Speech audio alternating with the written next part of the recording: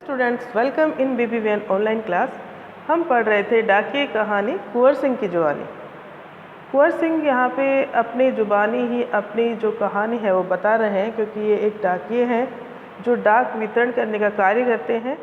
और डाक वितरण करने के कार्य करते समय कौन कौन सी मुश्किलें आती है, कठिनाइयाँ आती है, उन लोगों को कितना पैसा मिलता है, उनकी इनकम क्या है और जोखिमें कितनी है, वो सारी बातें वो अपनी ही ज़ुबान से यानी कि हमें सुना रहे हैं। खुद ब खुद अपनी कहानी वह खुद सुना रहे हैं। इसी कहानी को बताते हुए उन्होंने कहा कि अब समय ऐसा आ गया है कि हमारे जैसे कितने ही डाकिये जो रिटायर हो रहे हैं, लेकिन उनकी जगह पे गवर्नमेंट नए डाकिये नहीं लाती है। इस वजह से जो पुराने डाकिये हैं उनके ऊपर काम का प्रेशर बढ़ता जा रहा है, काम का वज़न जो है वो ज़्यादा आता जा रहा है। एक आदमी के पास बहुत सारा काम होता जा रहा है, बढ़ता जा रहा है। अगर हम जो डाकिया रिटायर होता है उसकी जगह पे दूसरा डाकिया आ जाए तो काम डिवाइड हो जाता है। जितने लोग होते हैं, जितने ज़्यादा लोग होते हैं, काम उन लोगों में डिवाइड हो जाता है, और जितने कम होंगे उनमें भी वैसे ही काम डिवाइड होगा। तो कम लोग होंगे और काम ज़्यादा होगा तो एक आदमी पे काम का प्रेशर ज़्यादा बनेगा। तो कुंवर सिंह यहाँ पे यही बताने की कोशिश कर रहे हैं कि अब पता नहीं क्या होगा आगे। अभी तक तो यही दौर चल रहा है, बहुत ही मुश्किल भरा ये कार्य है, पैसे बहुत कम मिलते हैं हम लोगों को, और अब नए डाकियों की भर्ती भी नहीं निकल रही है। उन्हीं को आगे से आगे या तो उनकी पोस्ट आगे कर दी जाती है या फिर उनको ही काम दे दिए जाते हैं और ज़्यादा। आगे वह पूछ रहे हैं, काम के दौरान कभी कोई बहुत ख़ास बात हुई हो? आपके साथ काम करते वक्त कोई ऐसी ख़ास बात हुई हो जो आपके लिए यादगार है? तो यहाँ पे कुंवर सिंह देखिए बताएंगे हमें कि इनके साथ क्या ख़ास घटना घटित हुई है काम करते दौरान। एक घटना आपको सुनाता हूँ। मेरा तबादला शिमला के जनरल पोस्ट ऑफिस में हो गया था। वहाँ मुझे रात के समय रेस्ट हाउस और पोस्ट ऑफिस के चौकीदार का काम दिया गया था। रेस्ट हाउस जहाँ पे आराम करते हैं अफसर वगैरह, और जो पोस्ट ऑफिस है वहाँ के चौकीदारी करने का काम उनको मिल गया था। यह 1998 की बात है।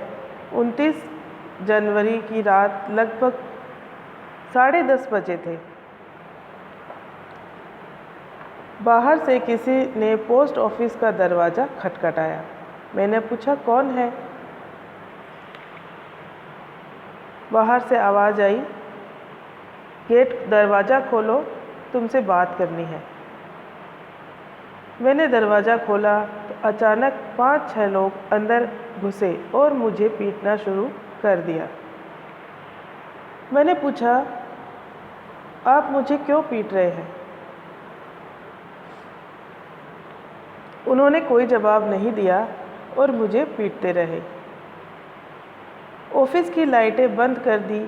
इससे पहले कि मैं कुछ समझ पाता, मेरे सिर पर किसी भारी चीज़ से कई बार मारा गया, जिससे मेरा सिर फट गया और मैं लगातार चिल्लाता रहा। इसके बाद मैं बेहोश हो गया और मुझे कुछ भी पता नहीं चला। अगले दिन जब मुझे होश आया तो मैं शिमला के इंदिरा गांधी मेडिकल कॉलेज के हॉस्पिटल में दाखिल था। सिर में भयंकर दर्द हो रहा था। उन दिनों मेरा 17 साल का बेटा मेरे साथ ही रहता था। उसी से पता चला कि मेरे चिल्लाने पे ऑफिस के कुछ लोग और मेरा बेटा सब आए वहाँ पे पहुँच के, और उन्होंने मुझे नज़दीकी अस्पताल में भर्ती करवा दिया। और जब वे आए थे तो उन्हें अंदर आने के लिए कोई जगह नहीं मिली थी, तो खिड़कियां तोड़कर वे अंदर घुसे थे और उन्होंने अस्पताल में उनको भर्ती करा दिया। मेरे सिर पर कई टाँके लगे थे, उसकी वजह से आज भी मेरी एक आँख से मुझे दिखाई नहीं देता है। सरकार ने मुझे जान पर खेलकर डाक की चीज़ें बचाने के लिए बेस्ट पोस्टमैन का इनाम दिया। यह इनाम 2004 में मिला। इस इनाम में 500 रुपये और प्रशस्ति पत्र दिया जाता है। मैं और मेरा परिवार बहुत खुश हुए। आज भी मैं गर्व से कह सकता हूँ, मैं बेस्ट पोस्टमैन हूँ। प्रतिमा शर्मा ने यह लिखी है। अब आप स्टूडेंट्स देख सकते हैं यहाँ पे गवर्नमेंट से जो काम उनको मिला था, कुंवर सिंह को, काम बहुत ही जोखिम भरा था, ज़्यादा पैसे भी उनको नहीं मिलते थे, लेकिन फिर भी उन्होंने अपनी पूरी निष्ठा, ईमानदारी के साथ अपना कर्तव्य निभाया था। अपनी जान पे खेल के उन्होंने सरकारी पोस्ट की रक्षा की थी, चाहे उनको अपनी जान की परवाह नहीं थी, वे वहाँ से भागे नहीं। इसलिए उनको इनाम कितना बड़ा मिला, सिर्फ 500 रुपये और प्रशस्ति पत्र, लेकिन इनाम तो इनाम ही होता है। हमें कोई भी पद मिले, हमें कोई भी जिम्मेदारी मिले, हमें हमेशा उसे निष्ठा के साथ और पूरी ईमानदारी के साथ निभानी चाहिए। इस चैप्टर में यही है, चाहे कार्य कितना भी जोखिम भरा हो, हमें करना तो पड़ेगा ही, क्योंकि यह सिलेक्शन किसका था, हमारा खुद का। हमने खुद सिलेक्शन किया था कि मुझे ये काम करना है। बाद में उसमें मुश्किलें आती है तो वो हमें निभानी ही पड़ती है, उनका सामना भी हमें करना ही पड़ता है। बीच में हम उसे छोड़ेंगे तो ये सही नहीं रहेगा, इसमें हम क्या रहेंगे, फेलियर रहेंगे फिर, और हमें फेलियर कभी नहीं बनना चाहिए। चाहे कोई भी कार्य हो, हमें हमेशा ईमानदारी से वे कार्य करते रहना चाहिए और मेहनत करनी चाहिए। ओके स्टूडेंट्स, ये चैप्टर आप अच्छे से रीड करेंगे ध्यान से। Thank you.